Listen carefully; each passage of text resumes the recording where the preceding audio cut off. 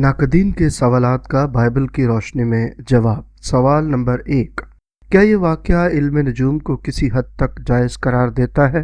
نہیں، یہ واقعہ علم نجوم کو جائز قرار نہیں دیتا۔ یسوع مسیح کی پیدائش کے وقت مجوسیوں کا ستارے کی رہنمائی میں آنا خدا کی خاص قدرت اور منصوبے کا حصہ تھا۔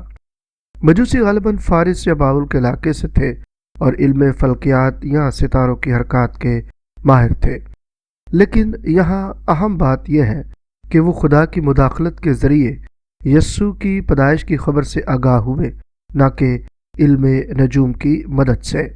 بائبل میں یہ واضح ہے کہ خدا اپنی مرضی کو ظاہر کرنے کے لیے مختلف طریقے استعمال کرتا ہے، جیسا کہ خواب، فرشتے یا فطری نشانیاں۔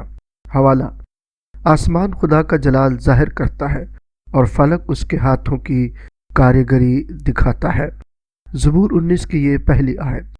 یہ آیت ہمیں بتاتی ہے کہ خدا کائنات کے ذریعے اپنی عظمت کا اظہار کرتا ہے، لیکن یہ علم نجوم کی تائید نہیں کرتی۔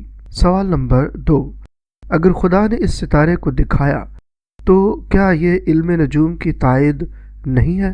یہ واقعہ علم نجوم کی تائید کی بجائے خدا کی قدرت کو ظاہر کرتا ہے۔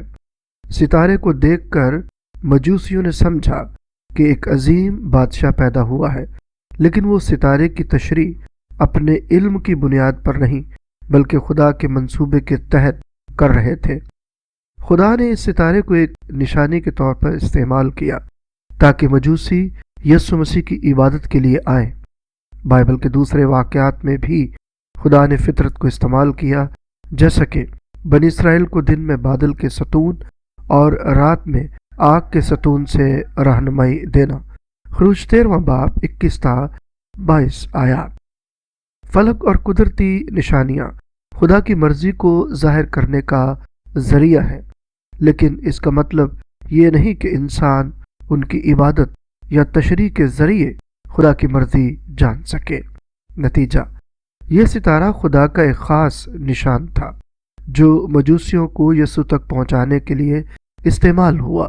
یہ علم نجوم کی تصدیق نہیں بلکہ خدا کے اختیار کی گواہی دیتا ہے۔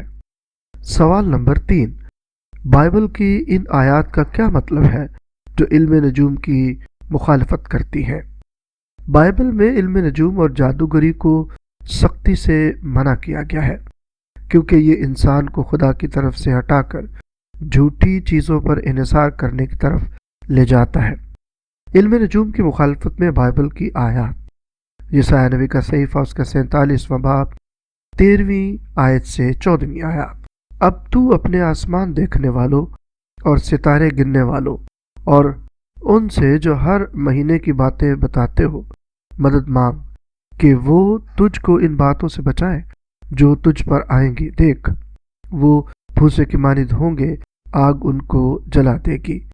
یہ آیت واضح کرتی ہے کہ ستاروں کی پوجا یا ان سے رہنمائی لینا بیکار اور خدا کے خلاف ہے۔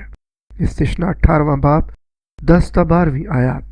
تیرے درمیان کوئی نہ ہو جو اپنے بیٹے یا بیٹی کو آگ میں سے گزارے یا فال گیری یا شگون نکالے یا جادوگری کرے یا منتروں کا جادوگر ہو یا افسونگر یا جنوں سے مشورہ لینے والا یا کاہن یا مردے سے مشورہ کرنے والا۔ یہاں فالگیری اور ستاروں سے قسمت کا حال جاننا خدا کے نزدیک مکروہ فعل قرار دیا گیا ہے۔ یرمیہ 10واں باب 2 آیت۔ خداوند یوں فرماتا ہے کہ اقوام کے طریقوں کو نہ سیکھو اور آسمان کے نشانوں سے نہ ڈرو، کیونکہ اقوام ان سے ڈرتی ہے۔ یہ آیت ظاہر کرتی ہے کہ آسمان کے نشان یا ستارے انسانوں کے لیے خوف یا رہنمائی کا ذریعہ نہیں۔ نتیجہ: بائبل کے مطابق علم نجوم خدا کی مرضی کو جاننے کا ذریعہ نہیں ہے، بلکہ یہ خدا کے خلاف ایک عمل ہے۔